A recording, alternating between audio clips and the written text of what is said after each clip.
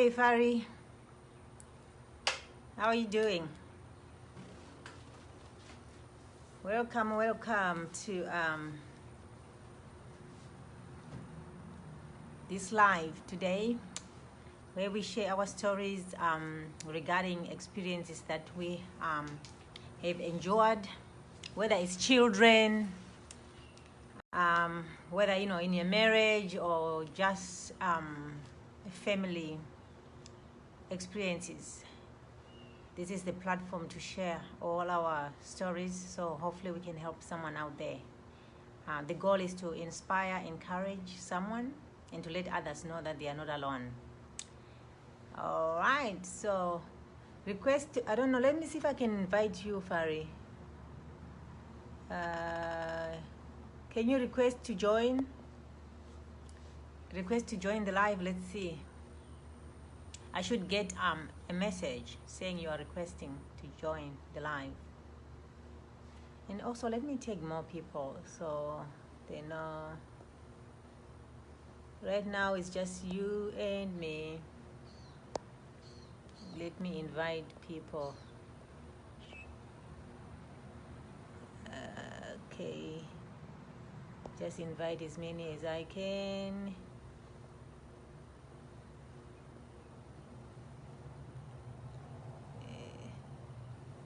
See if they can join us.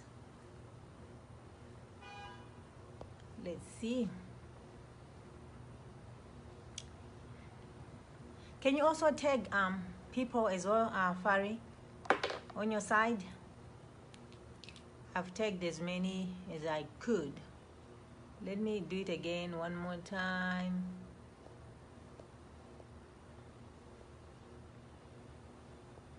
I am inviting anyone and everybody. Let's see.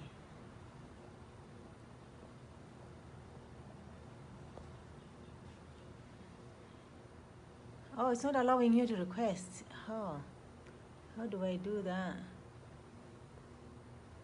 Guest request, allow your viewers to request. Yeah, I have it. Allow your viewers to request to join you as a guest in broadcast. Maybe, let me see.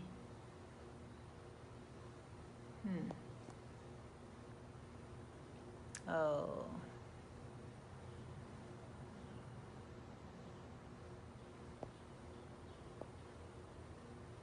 See, I can see that you I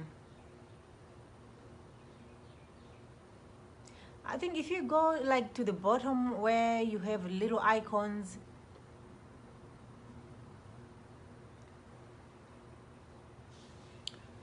Hey, Sibongile, how are you doing? Fari is trying to join, but it's not allowing it.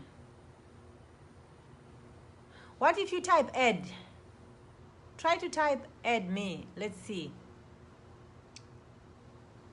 whether that helps.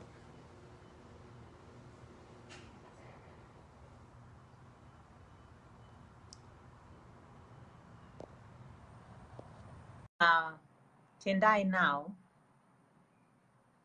Hi, Tendai, I'm adding you. I want to see if it's working because Fari wants to share something with us, but she's saying it's not allowing her to add. Okay, so she tapped add me. So, okay, Tendai, hold on. Let me take you, let me try to add.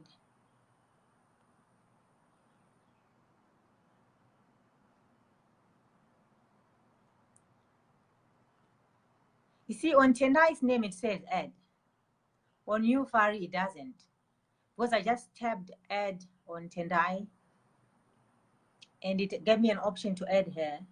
But for some reason, Iwewe is not giving me that option.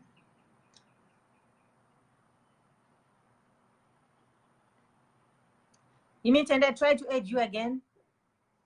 Okay, let me try.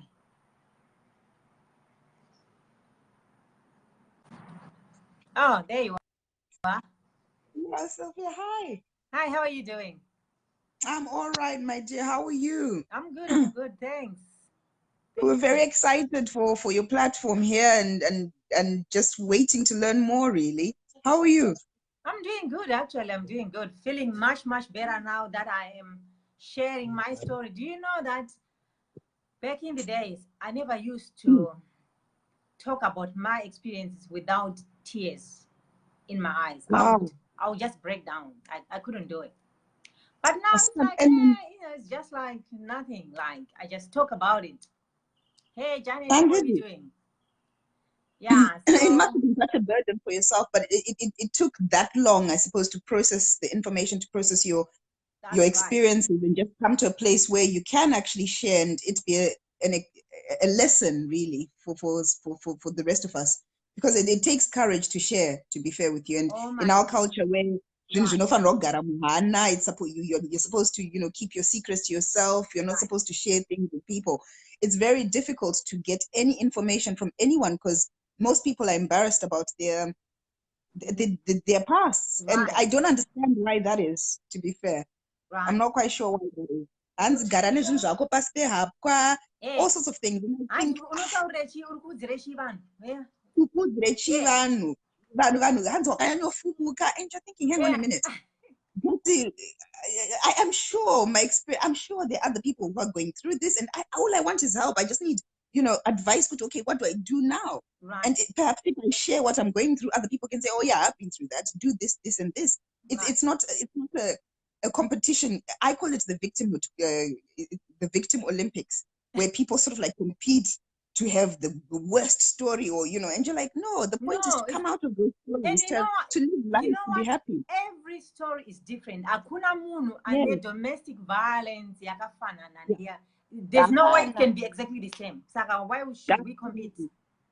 Yeah, Vamwe and why? vakavarowe, they have Yeah, different forms of abuse.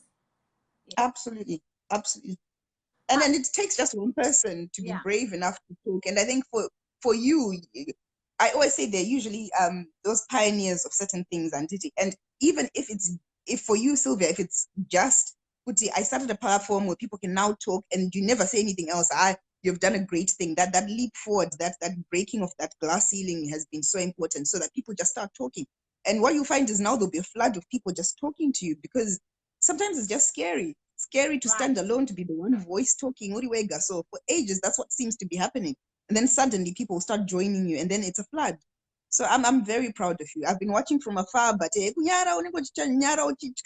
be like, Yeah. Sylvia's on today. So Sylvia's on today, and you always have a nugget there that you think, and you carry on with your life, and you think about it. And you can also spot some things in friends of yours. You can help people because you're like, actually, I've heard this being spoken by Sylvia, and and this is what she did. Right. So I am very proud of you, Jongwin. Thank you. I enjoy it. I really enjoy the platform. Thank you so much. I have Fari yakuda kuningirika. Okay, I'll talk to you later. Can you help? She's asking, how does she do it? Because she's trying to request, to be added, but she's be saying added, it's not right? allowing her. Hey, The problem is, how are you? depending on which country you're in and who you're talking to, sometimes you get a little green button. Oh, okay. Now, Now I got a message. It's saying, okay. All right, let me edit. Thank you so much. Okay, so bye. I'll put the phone down. Okay, cheers. Bye.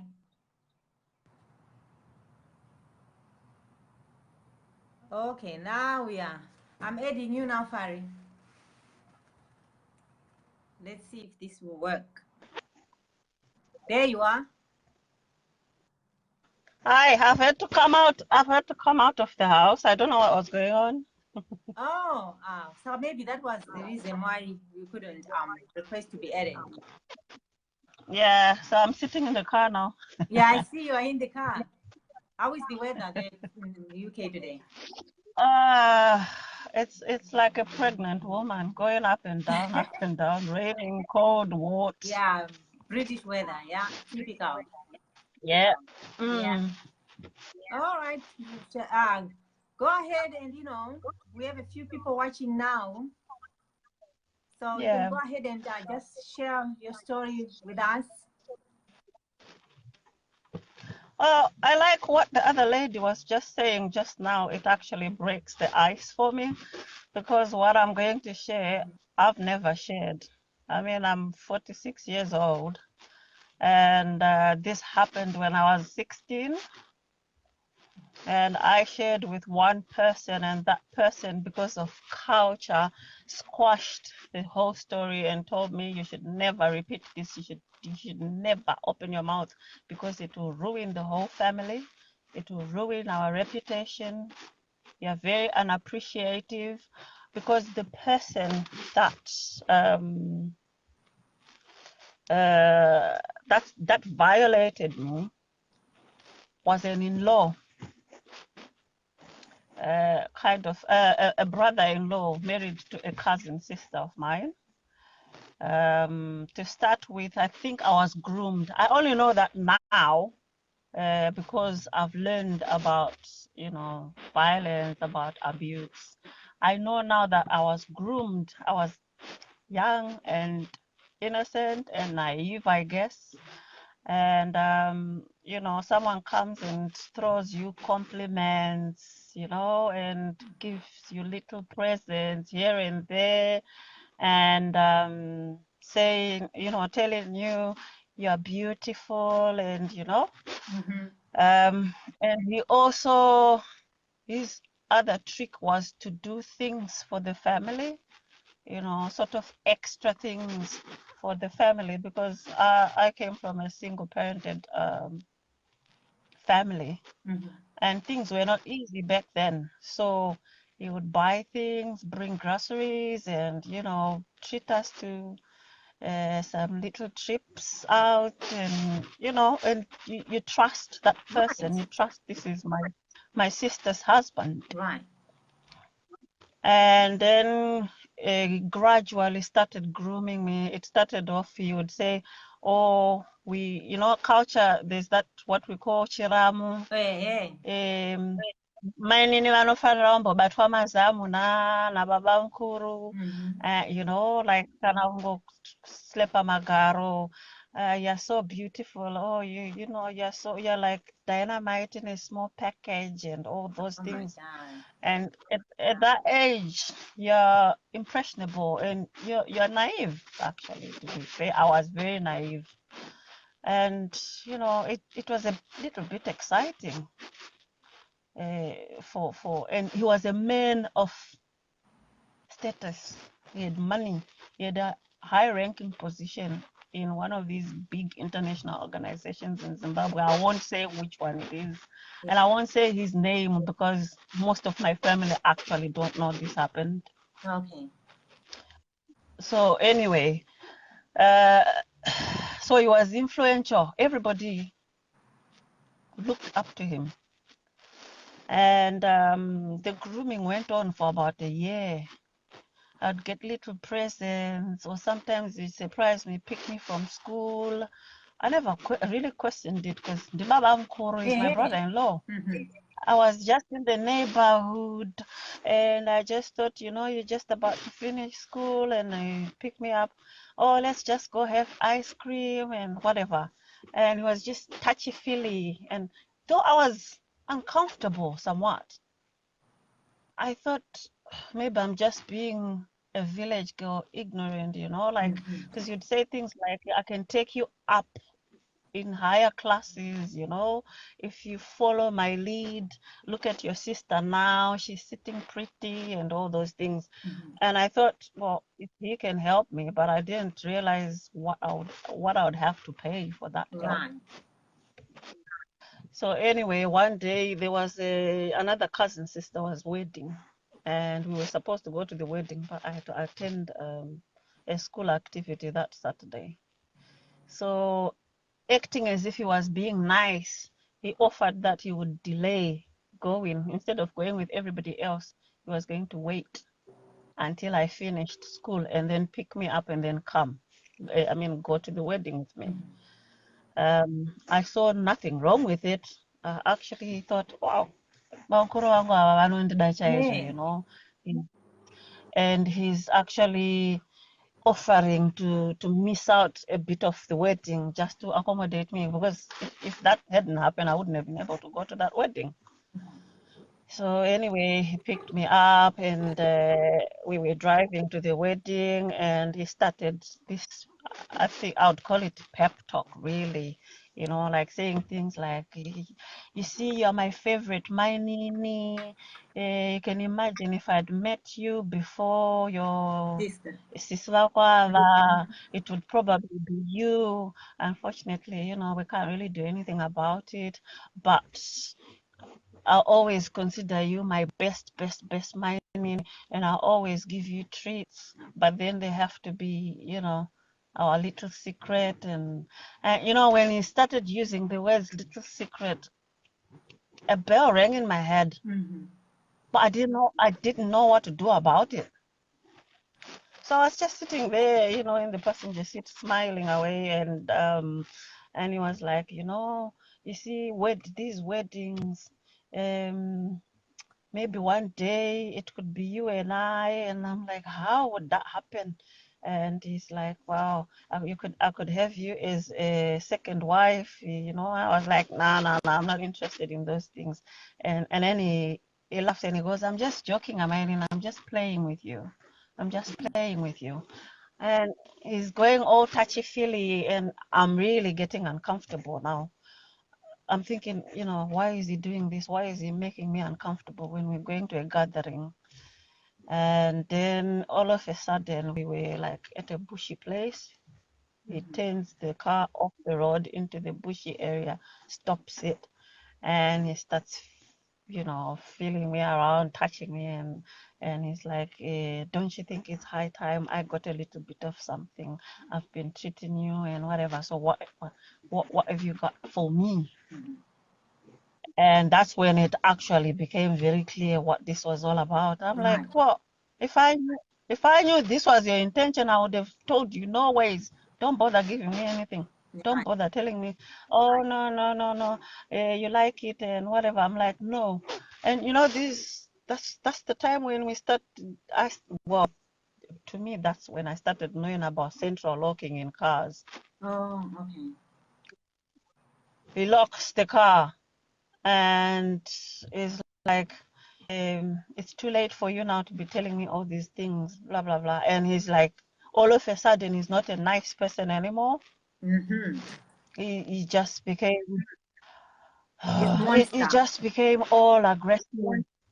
Yeah, he just became, you think I'll spend all that money on you? You think I'll do all these things, drive all the way, because we lived in Waterfalls, and I think he lived in Highlands.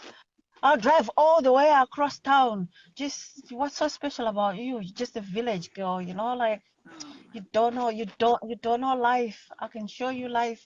I can, you know, just follow my lead. You'll never want anything. You know me, I've got title. You're finishing school soon. I'll give you a position and a car, and you know, he's saying all these things, but I'm now not happy Right. because I'm thinking this is my sister's husband. Yeah. No matter what he's offering, it's not worth it. So I said to him, no, I'd rather, if you're calling me a village girl, I'd rather go back to the village. I don't want trouble with my sister. I don't want trouble. And then he just all of a sudden moved the seats back and he jumps on me, and oh my God, I'm screaming. It's covering my mouth, and Wow. he's slapping me in the face. Oh, Wow. Must have been very I'm like, hard. how can you how can you be this? What happened? I'm like, Zaita say, Yeah. you know, this kind of person, eh? Wow. Oh God. Wow. And it's like he's yanking my clothes. I'm like, what are you doing? How am I gonna get there to the wedding? He ripped my clothes. He says, oh, you know, I'm a very clever man. I planned all this. I've got a brand new beautiful dress in the back. Like, I don't want this. I don't want this. I don't want this. I don't want the new dress. I don't want this. Right. And he's just, you know, going on and on and on. And then I just felt this sharp pain. I don't know where I got the strength from. I just shoved my knee up and into his groin, Yeah. and he threw himself like backwards. He's like, while he's screaming, I don't actually know how I managed to get out of that car. Wow. I'm so sorry you went through all this, but talking about it like this, that's the beginning of your healing. Like you said, you are 46 now, right? And you haven't You will. said anything to anyone until maybe one person you said who dismissed it. I just want you Yeah, to know I that said. you are I not said. alone. You know, this, especially being raped, it's very, very common in our culture. Back home, it happens a lot. But like you said, you tried to tell someone, right? But they dismissed it.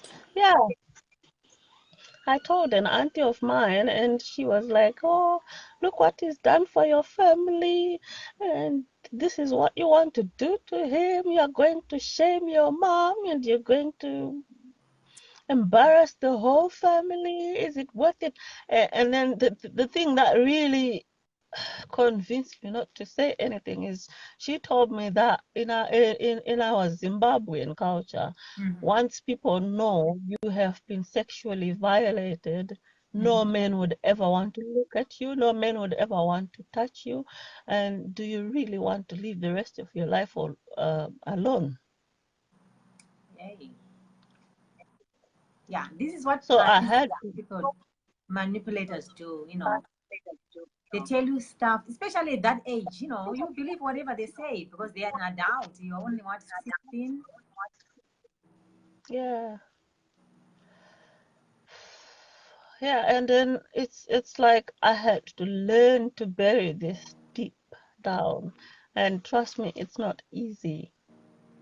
It's not easy. Every time I saw him, I'd be a total wreck. And my sister is inviting me to her house, and I'm thinking, like, would go with my other sisters. How do I even say I can't come? Fine. Because I'm not comfortable. But anyway, with time, I learned. I buried it deep. I buried it deep. But um, the thing is, you develop these, I would call them survival skills or survival strategies. I buried it back. I would take moments here and there to think about it, and the fact that I was told once people know you've been violated, no man would want to touch you. In my head, I just, I'll be moving around, and a guy would look at me, and I'd be thinking, oh my God, he knows. Yeah. And if a guy says to me, "You're pretty, you're beautiful," I'm thinking, oh, this means you want sex? Because I started associating what my brother-in-law was saying. Oh, he said, "Oh, you don't know what you do to men. You don't know how you affect men. Don't you look around you? Don't you see them looking at you? Like, and you can't blame me. You're the one doing this to me. You're making a whole important man. You're turning me into like a 16-year-old. That's the effect you've got on me." And I'm feeling all guilty, like it's like you're reducing me to a little boy. So anytime a man compliments me, it's like, oh my God, the next, if I pay this guy any attention, I'm just gonna be a sex object. Yeah. Wow. So I have not been able to hold relationships. I get into very nice relationships where a man treats you really good, and as soon as they start to get serious, I just self-sabotage. I just do or say things that destroy that relationship, because my greatest fear, well, up until recently, like I'm starting to come out of that mindset, because I've done a lot of reading and a lot of studies about sexual abuse, and I've actually been talking to somebody about it. And I know it's not my fault he did what he did, even though I believed it for a very long time. It's not my fault that I did it. this was just a narcissist uh, piece of work, Right. getting his pleasure. Right. And the big reason why I'm talking about it now is because I regret not speaking about it before, because after this he went after another relative and did exactly the same thing. Wow. And it was only last year I decided, this person I've been talking to told me that sometimes writing things down helps you process what's in your mind, and it's therapeutic.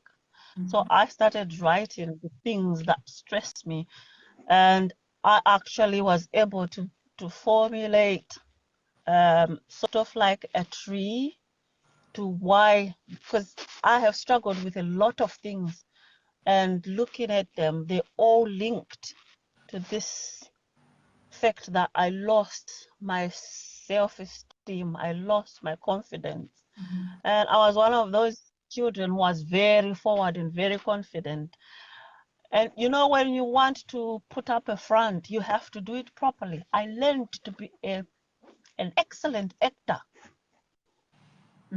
I kept up my front of being the forward child in the family, being the proactive child in the family, being the talkative child in the family. But from that time onwards, I would be doing these things, but in my heart, I was pouring tears that I couldn't let out of my eyes. Wow. Yeah. And this is so sad. as far as the whole family, everything is hanky-dory. I mean, if trust me, my I have a child, and my ex, his dad, I was on the very.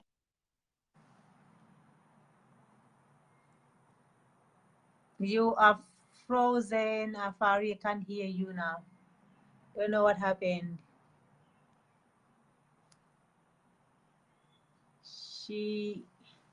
Maybe you need to come out and come back, Fari. You just froze. Wow. See, this is why we say the power of, you know. Yeah, come back in again, Fari. You just froze. This is why, guys who are watching this and who will be watching it later, this is why it's so important for us to share our stories. Especially this Baba Mukuru Mainini thing. I mean, you know my story. It happened to my sister. So, but unfortunately, she's no longer with us. You know, she passed away last year. But it's so common. Chiramu. Imagine if you're letting someone fondling your breasts, magaro, that's a sexual act, right? I mean, why should it even be allowed? Like, for someone kubata mazamu and all that stuff. Ndichingonzi ndibaba mkuru. Oh, mkadzi wangu. And this idea of yeah, try to come back in, Fari. You just froze. Try to come back in again.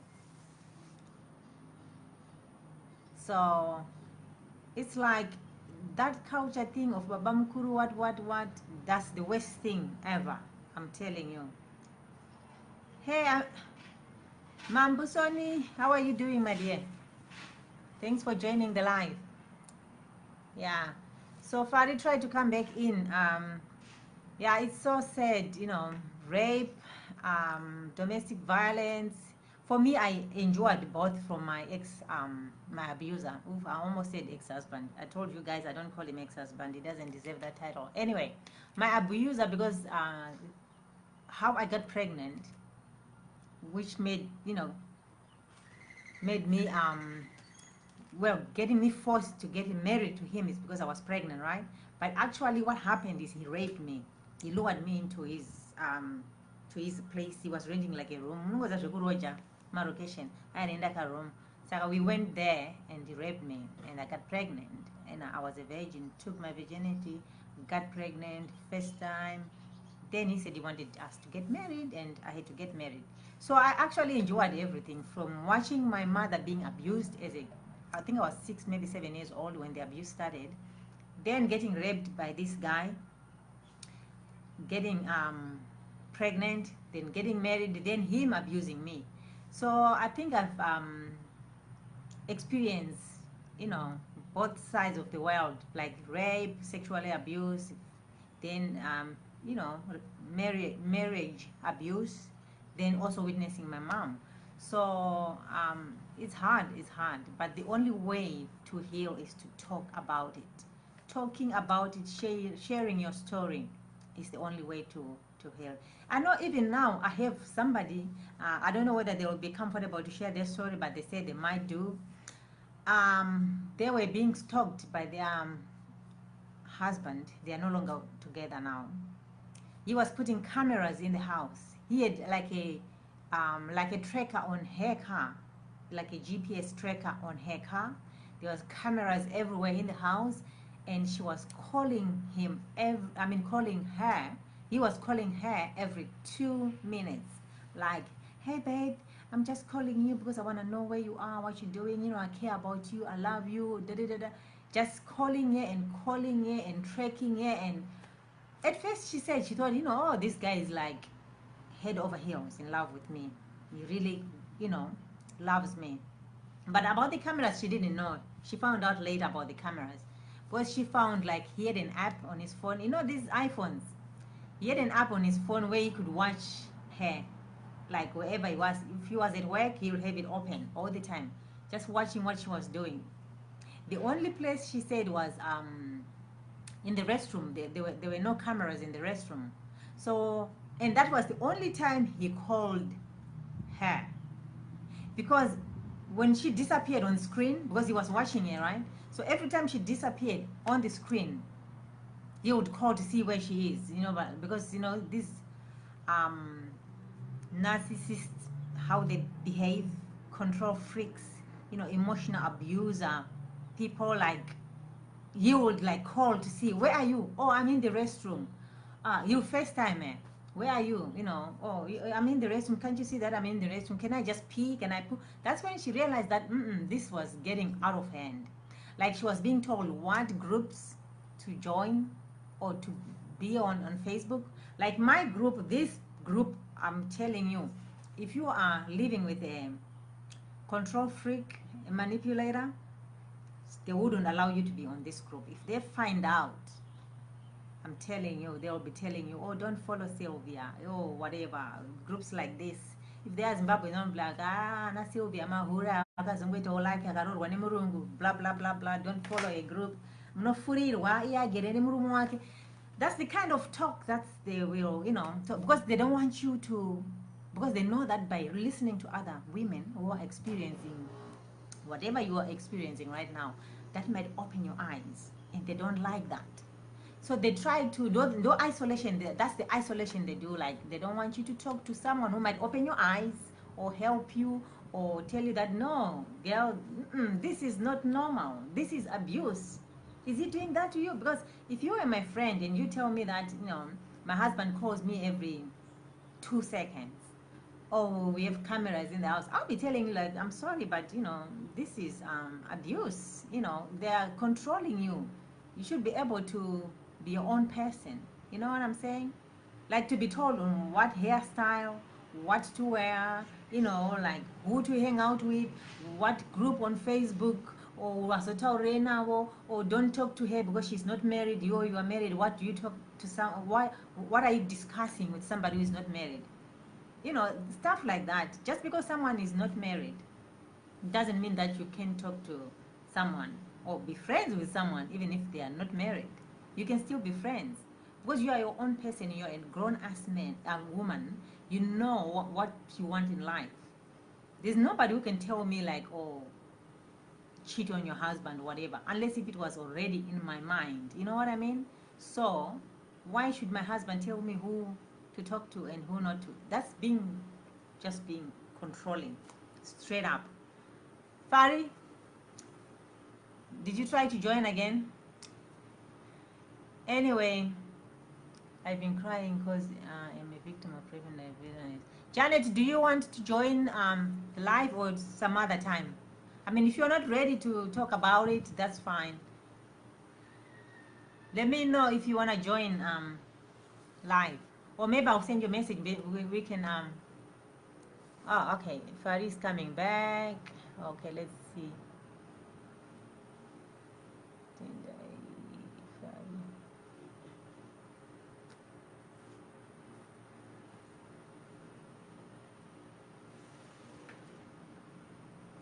Oh, I see a few people want to be added. Okay, I'll add you guys. Let me see Fari. She's gonna come back.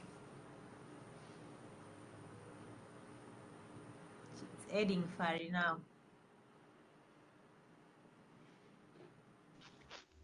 Okay, you're back, Fari. Hi, Hey, what had happened? Batitanga pira mote. I'm back. I had to check. No, yango freezer. Saka, I'm using a Okay. different phone now. Yeah. Um, I think it's very important for me to say this. We tend to think that we tend to think of violence as physical, like slapping, punching, or whatever. If anybody does anything against your will, be it mentally, physically, sexually, that is violation. That is part of the violence. And we also think that we talk of domestic violence and think of husband and wife and his children, like immediate family. But from my experience, there can be a spiral, a ripple effect of a man like that. If he can do it within his own family, there's nothing to stop him doing it within the extended family or even within the community.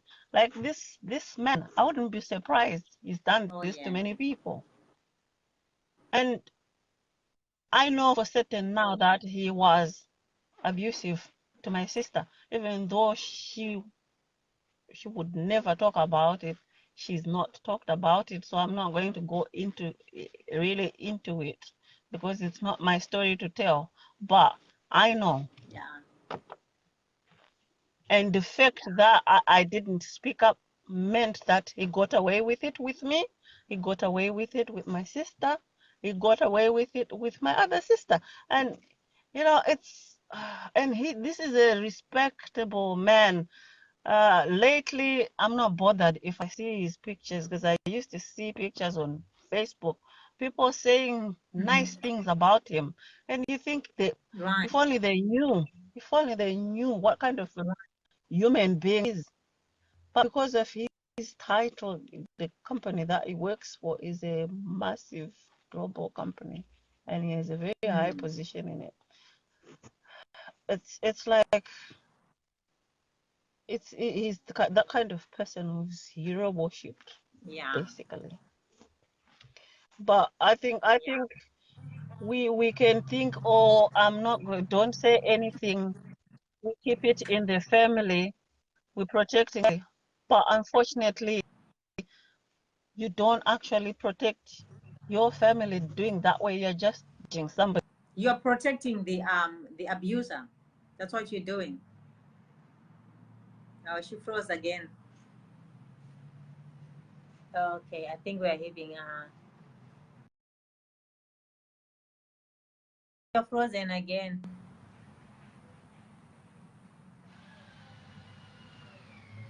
Let me bring Tendai, do you have you wanna add something? Fari keeps freezing. But anyway, we know your story, we heard a story, so yeah, it's sad, but it's true. It's happening, it happens, it's still happening. um, Rape is very common. It's everywhere anyway, it's not just Zimbabwe, but the only difference is in our culture it's something that was not talked about. That's why we didn't even know that is common. Like here, in diaspora and other places, you hear it all the time, right? We hear it. that, you know, he rapist, whatever. But in Zimbabwe, growing up, I don't remember even hearing it on the news or the kuti munhu asungwa because akarepa. That's why it was not so common, and people don't report rape anyway. But actually, this has been happening from way back, starting from Anababa Mkuru, and so I don't know kuti Fari Ningirikini, what's going on with Tendai. Okay, let me try again. See Tendai.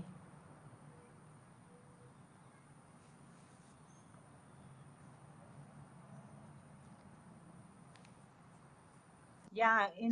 Hello. Yeah. Hi. So yeah, that was so interesting and very brave of Farid to share with us. And again, like I said, floodgates usually start when somebody breaks the ice, and Farid was very right, because because of our culture, all of us at some point or the other, we have experienced something like this, some abuse along the line. Mm-hmm. And I don't care who you are, because I've got two stories. I'm not ready to share one of them, but the other one happened years later, and it was interesting because of how it turned out. Because this person took me, I was a teenager by then, this person decided to offer me driving lessons. I was very excited about this, and they took me to this isolated place. And this is when I realized this experience taught me not to be impressed by things. Because in our quest to like things and to want a better life for ourselves, we get impressed by very, very materialistic things that don't matter in the grand scheme of things. I desperately wanted to drive, and I thought that would mean I had status or what. With time and with age, I suppose that's the wisdom you gain. And for me, a lot of girls end up in situations where they don't intend, that's not what they were intending. They're trying to do good for themselves. They think they're bettering themselves, but is it really that important? So anyway, here I was thinking I'm doing better. Let me get a free driving lesson. But obviously, we now know nothing's for free on this planet. So they took me to this place that was isolated. They were developing it at the time. It was perfect for driving. Up until then, Pfungwa Dzangu, my mind wasn't even thinking that at all. I was here with a friend who cared about me. They were offering their time, petrol, car, to teach me how to drive. Right. Up until then, in my mind, it was completely innocent. We started driving, and for about 10 minutes, nothing was untoward. They were very respectful. Things were okay. Until the usual starts, and you're constantly batting off, propositions from men. But this is all part of growing up. This is usually what we consider normal conversation, I suppose. At some point, if the person isn't your relative, but really, no, why should we have to endure that? We can talk about everything else. I'm just telling Farid, I'll add you again after when you finish your. Yeah, we can always talk about the weather. We can talk about why is it that you always come back to Gugunyengwa. They always try, but anyway, this person had an agenda, Shake, so it was going to be a conversation they were going to try and start. And it started, hey, you're lovely, Chichi. And just like Fari was saying, you don't know what you do to us. They try and put it back on you. It's your guilt. You don't see us. You don't know what you do to us, as if you are deliberately trying to make them little boys. And you're thinking, hang on a minute. I didn't even look at you. What makes you think I was even looking at you in that way? And even if I do affect people, what's that going to do with the price of tea in China? I'm just trying to breathe the same air you are. How is this my fault? Now, these are all logical questions and logical things I could have said back, but because of respect, you don't say anything because of who they are. Yeah. And because urimkadzi and because of respect, you just don't say it. You don't say it back because yashna unu and it. Right.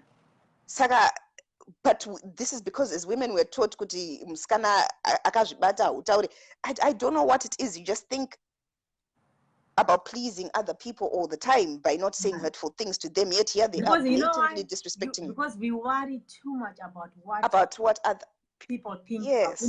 If I say this, he's gonna think that. I'm like this. If I say this, that's the main issue. That's the main issue. And besides, I'm already here in the car isolated. What was I thinking? He's going to say, but you're here. So who dragged you here? You came willingly by yourself. There's always a way to manipulate the situation, and they will always manipulate it. And when you're young, That's why you have adults as guardians. Some of these things, your mind can't even think that far yet. You haven't developed that far. You haven't had enough life experience, enough life to even formulate a rebuttal to that.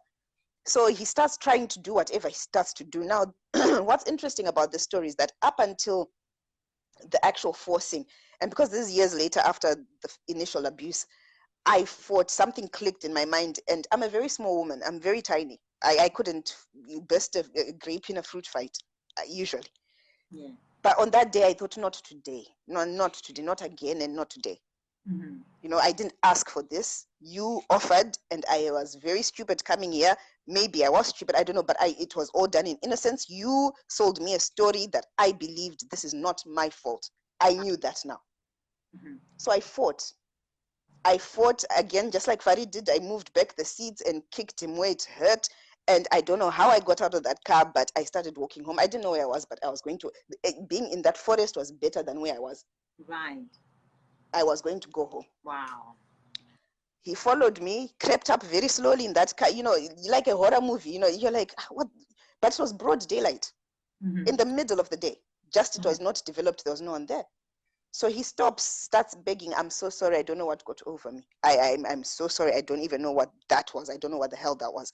So this is what's interesting about that story, that in life I was able to navigate life with male people, because this experience alone could have had me put off men for life.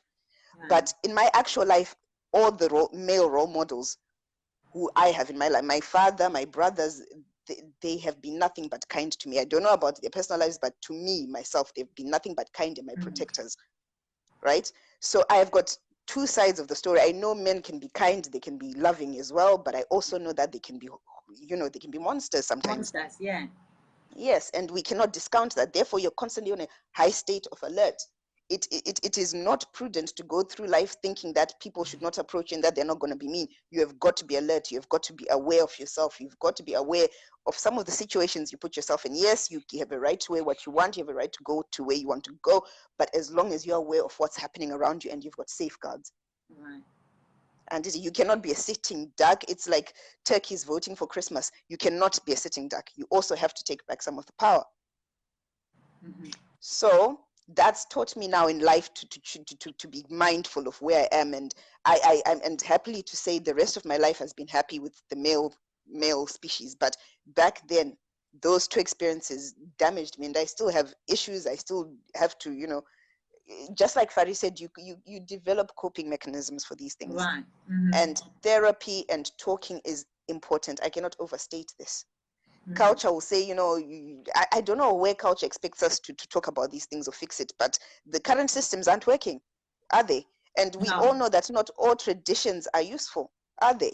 And it's okay to point them out, and now it's okay to pick them and say which ones are not particularly helpful. Yes, it was good to Guvanana Tete, to have Anambuya to talk to, but the advice they give us, like Fari went to a person who she thought would give her sound advice, they didn't. Yeah. And yet that is the safeguard that was there. So now what do we have to do? We have to take therapy. And it is actually talking to people, writing it down, everything Fari said about how she's trying to get back to herself. Yeah. That's correct. There's no way to fix it. You have got to go through it. There's no way around it, under it, over it. You have got to go through it because it will come out in other ways anyway. Right. And Fari has said in her life, it came out in other ways. Her not trusting men, sabotaging good relationships she had, actually not noticing the good men who were there in her life when they finally came in front of her because she was scared. And these mechanisms were there to protect her because nothing else had up until then. That was not her fault. No. Yeah, and that wasn't your fault. And it's not our fault. It was not. It's not our fault. But it's rooted in our core beliefs. These are things we now have to unlearn. These are cultures we probably have to change, maybe by dialogues like this, Sylvia. That's why it's important that you've started this. And maybe that's why I'm talking to you as well, because I've got a lot to say. But culture makes it such that you feel like pangokataurisa vanhu think wakaganira unotaurisa unoita say, you know. But that's part of my character. Pangwe, without the abuse as well, this would have always been me. Right. You know. So that's one thing I've learned now. I don't worry about what people are going to say or think about me, because you know, if once you stop worrying, I'm telling you, this, you know, the sky is like unlimited. You can do whatever you want, say whatever you want. You know what I'm saying? Because We worry too much. I gave an example last time, like even on Facebook, Mun worries about, oh, I can't post my picture with this top because I was wearing it last week. Stuff like that. That mentality is in everything. It's not just talking about things, it's everything. It's everything. But that's because perhaps when you look at other people's pictures too, that's what you're thinking. And because that's what you're thinking, you assume everybody else is thinking that. These are your deepest, darkest fears. That's when I realized that this is not my problem. That's an entirely other people's problem. That is not my problem, not my circus, not my monkeys. If people are insecure about themselves, how is that translate to me? Right. There's a lot of things to unlearn. A lot of things to unlearn, Sylvia, and one of them is talking. And thank you so much for this platform. It's been very heartwarming watching you. And for many weeks you've been talking seemingly to yourself. Keep talking. There's a lot of people watching. There's a lot of people listening. And finally, I got the courage to talk to you because you invited me, I suppose. But, I was like, I was scared for those same reasons. What will people say? Yeah. No, what will people say? I appreciate you, talking and sharing. What you're saying is, exactly what people should hear all the time. Yeah.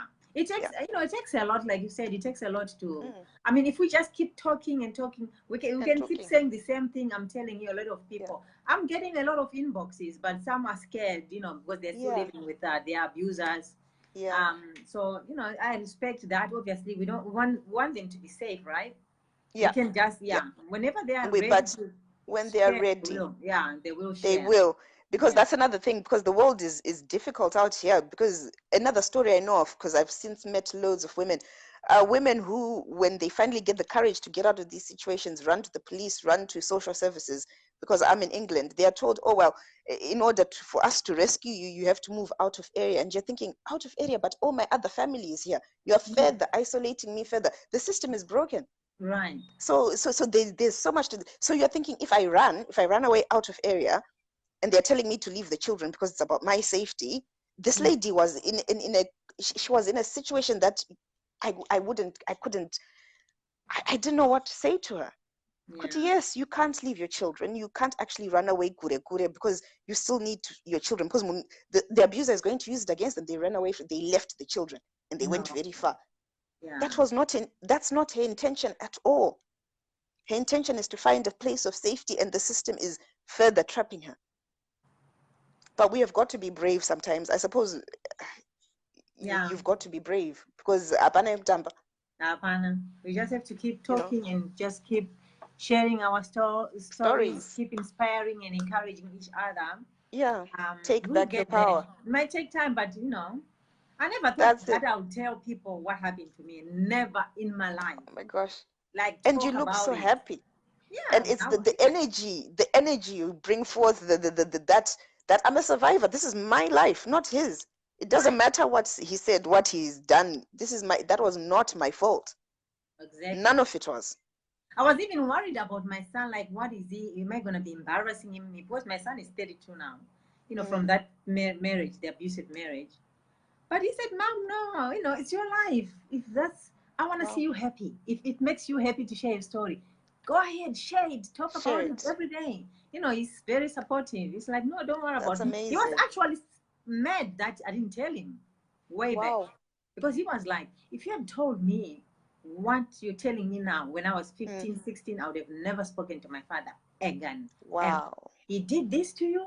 Because, he doesn't know, because he can't remember. He was so young when this was young. Yeah. So, he's that's like, incredible. Talk about it. That's cool. Yeah. Talk about it. You wrote a book, he even said, no, I want to read the book. Because when he read my book, that's when he found out. He found out. When you're writing, you go deeper. Yeah. Talking, yes, you can talk, but when you actually write down, like you were saying, writing down, they come to you and you're like, they come to you. Oh my God, you did this thing. Oh, that day. Yeah. You remember almost everything. Because you bury these before the hashtag Me Too. And I was quite angry at the hashtag Me Too thing for a while, oddly enough. Because I was like, who would want to talk about that? I've worked so hard to bury it. Why would I want to talk about it? I don't want to tell anyone. It's none of their business. I was so angry at it for a very, very long time. And until something happened, I think it's one of your lives, you started talking, and it's the energy you came forth with, the power you came back with. Like, it's my story. I will talk about it if I want. I will tell whoever I want, because I'm not ashamed, because I didn't do this to me. Oh, Fadi wants to be added. Okay. Back. Yeah, she said, "But okay." Okay. Thanks, and you.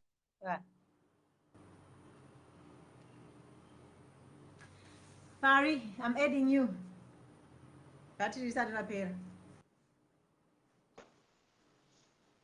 Okay. All right, Fari. Yeah. Okay. I'm really wanting to stress this, that silence kills you, and it kills you alone. This business of saying, oh, save the name of the whole clan and whatever, it doesn't save the name. Whether you speak or don't speak, people will always talk anyway. Because if you look at me, the effect that it had on me was that I was very insecure.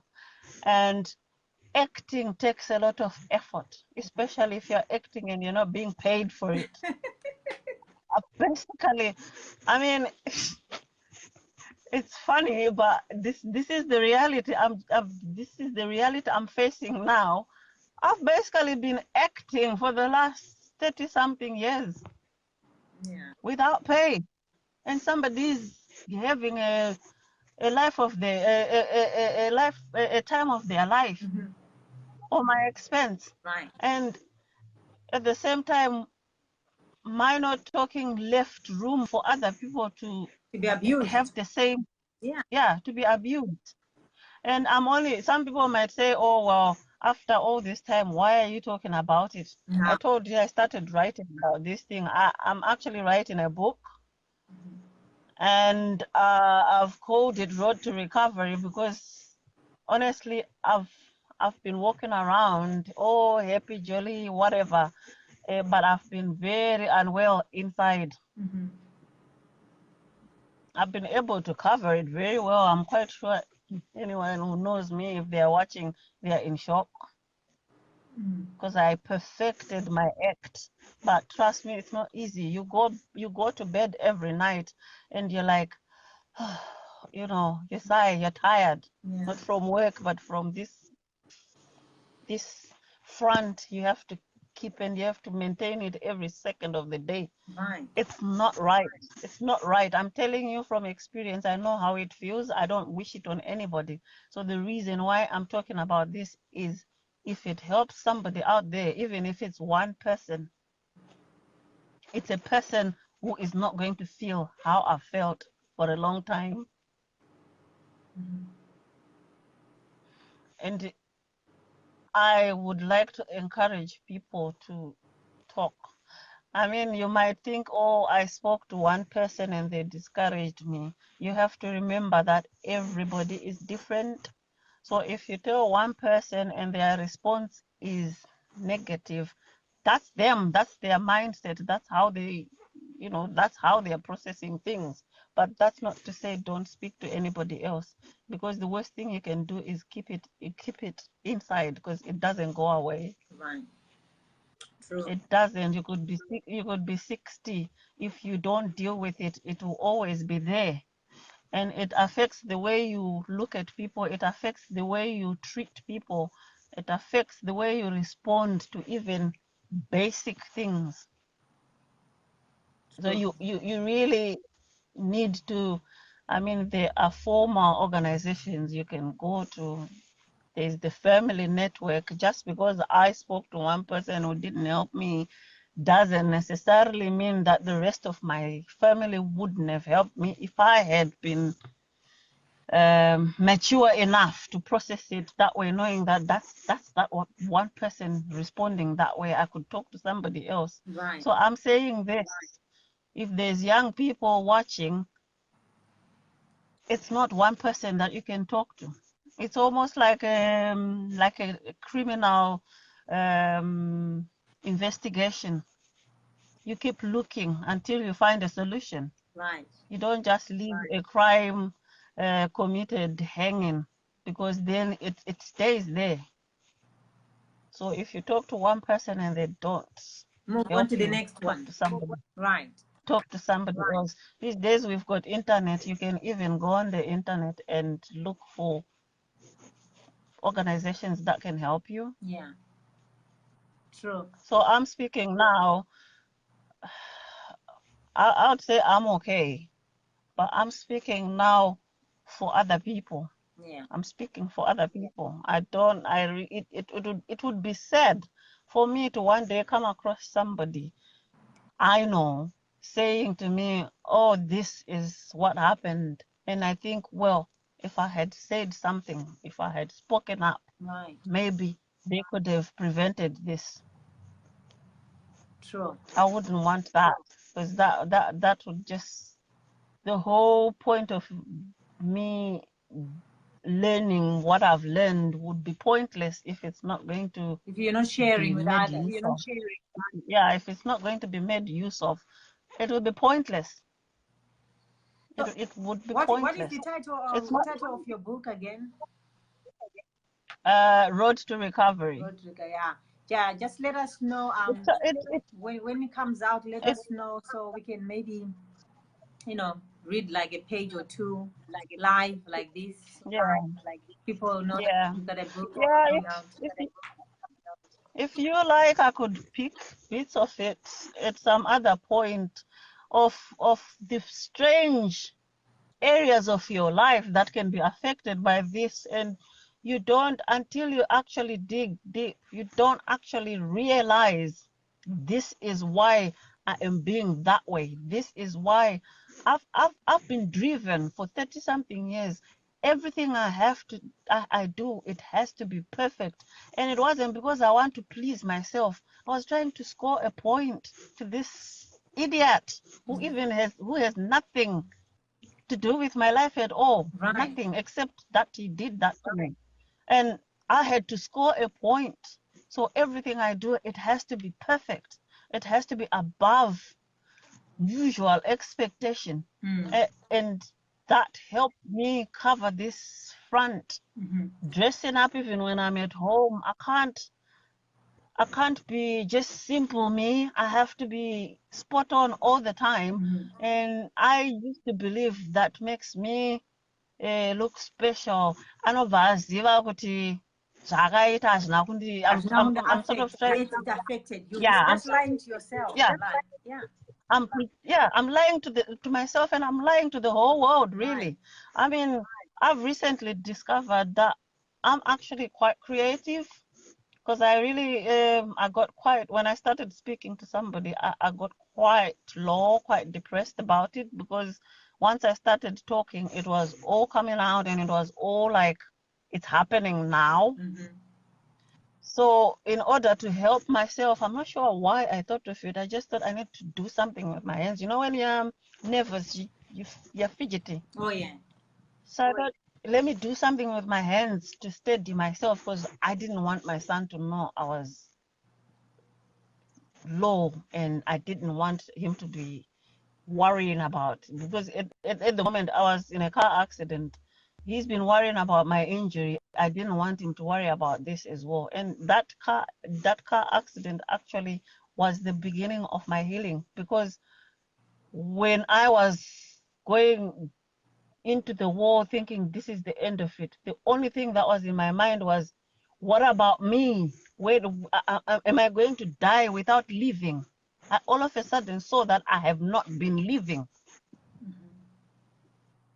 I've just been this image for the rest of the world, but the actual me inside has not been living. And when I was crashing with the car, that's what was in my mind. So, God, you're going to take me before I've even had a chance to live. And because I survived, I've decided I'm going to do something about my life. I'm going to live for myself.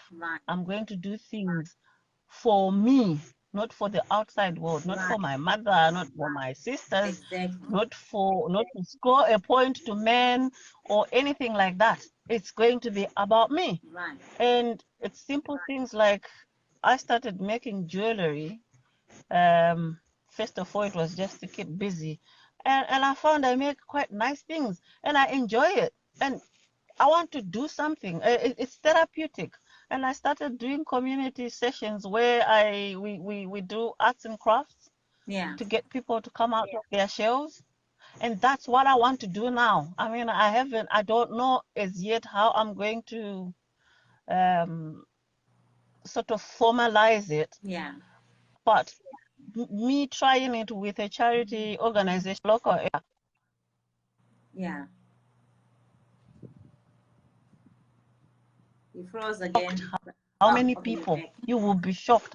How many people out there who are exactly in my position? Oh, yeah. And it takes little things like activities to get people to start talking. Like the other lady was saying, talking is important. Yeah. Talking.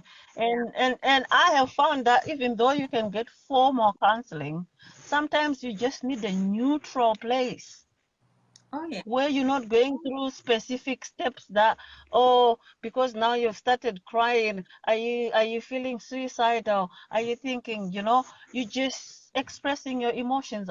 If you're hurt, you cry.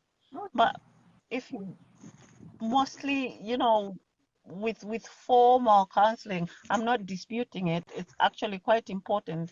But there are times where you feel you need to be talking to somebody, like you're talking to a friend yeah. who is just giving you a listening ear and a shoulder to cry on. Like I'm talking to you right now. Yeah. I don't feel like I'm talking to a counselor. I'm sharing something with somebody who understands.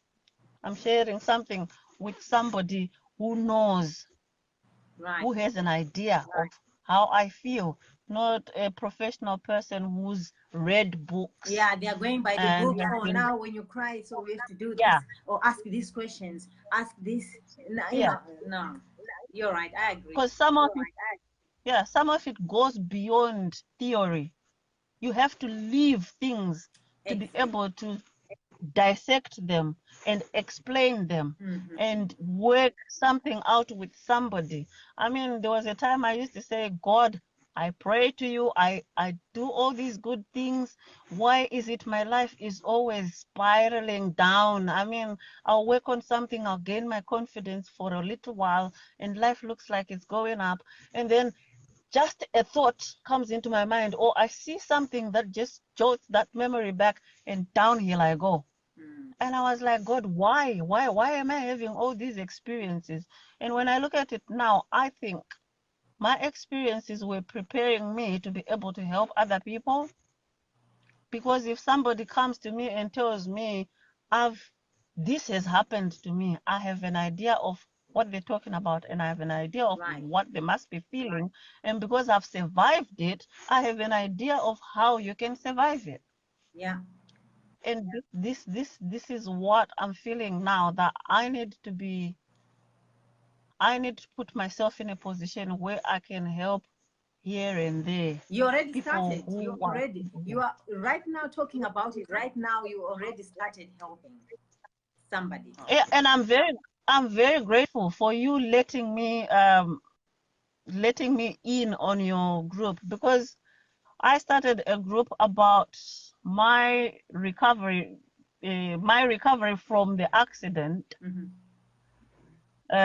Because that's when I started writing this book. I started writing about the injury because I was alone in Wales for 5 months, unable to go anywhere. And I started writing about how I was feeling about the leg. But then somewhere along the lines, I then linked why I had the accident to me being under pressure in here and in here. I wasn't concentrating. I had this accident on my own. There was nobody. I can't blame anybody. So I started digging. Why did I become reckless? I'm a very careful person. I'm very organized. Why did I become so, and it's all linked to my internal status. So, and in my life, I've had several accidents. Because of this, when it starts playing on my mind, I lose focus. So I've had like about 3 accidents. Funny enough, surviving each one of them with not even a scratch except for this last one. But I think I had to dig deep. Yeah. To heal deep inside before I can heal the outside. Otherwise, all these outside injuries, all these outside activities that I engaged in that are self-sabotaging, damaging, were a cry out from inside. Inside was saying, you need to heal me, you need to treat me, you need to release me. Right. Something had to happen And for you to actually realize that, you know what, this is the time. Yeah. It's time to heal. Yeah. Right. Yeah. And responses to trauma. There's two responses to trauma. One can either become exactly what has been done to them, like become an animal, because they think, oh, yeah, I can't suffer alone. This can't happen to me alone, so I'm gonna spread it around. Or the other one is you become you don't wish it on anybody, and so you become very protective of people. And this is me. Right. I don't wish what happened to me to anybody, and I've lived my life protecting people. I focus a lot on other people and neglect myself in the process, because Right. I have not been able to balance the time between me looking after myself and me looking after people. I mean, if you come to my house, there's always people. If people know, if we talk to Farisai, she will listen, she will not judge, and she will help figure out what to do. This is like in my community. I do a lot of voluntary work. I haven't because of the injury, but I do a voluntary because I'm very protective of people. I don't like the idea of people suffering unnecessarily. So people respond to these things differently. It's said that some people then become the animals, like become abusers as well. Yeah. But I know that if we don't look at it on the surface and just say, oh, he's an abuser, if we dig deep, you might find that that person was abused as well. Oh, yeah. I'm not trying to behave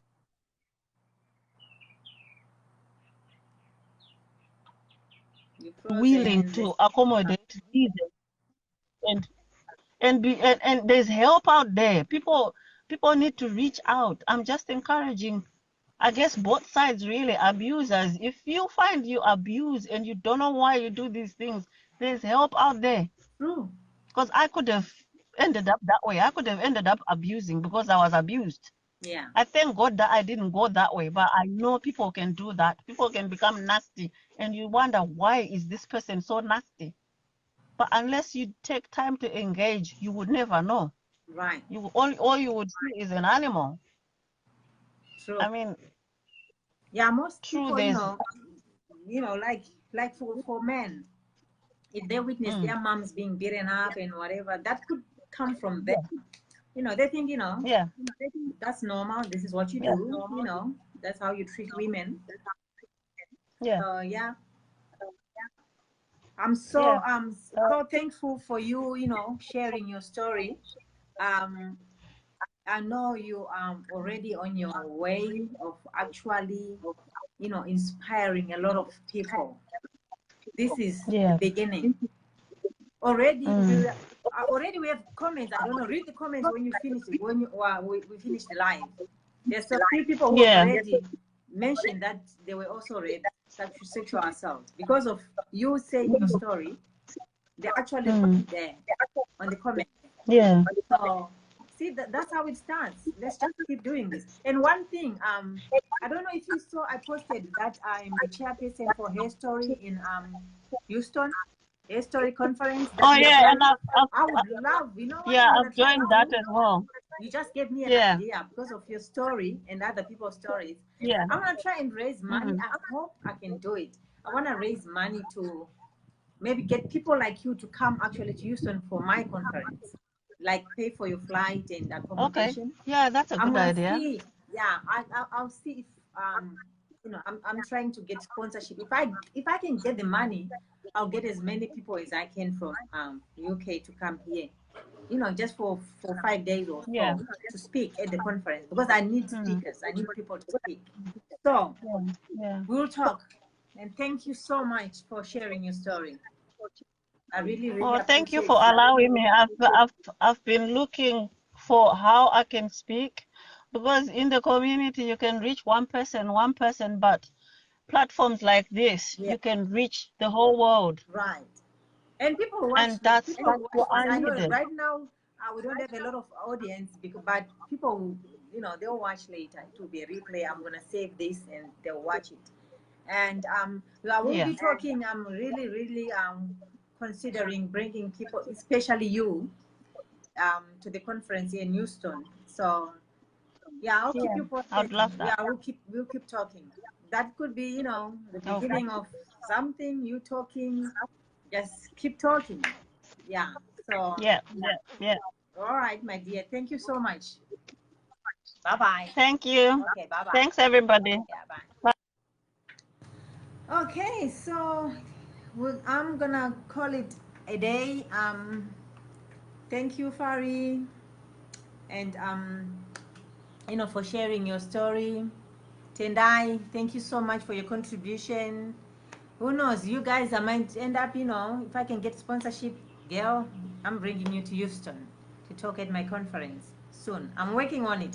Might take me 6 months or so, but I'm working on it. I really need people like you guys to share your stories. So I'll keep in touch with you. Tendai, Fari, we'll keep in touch, okay? Bye-bye. Take care.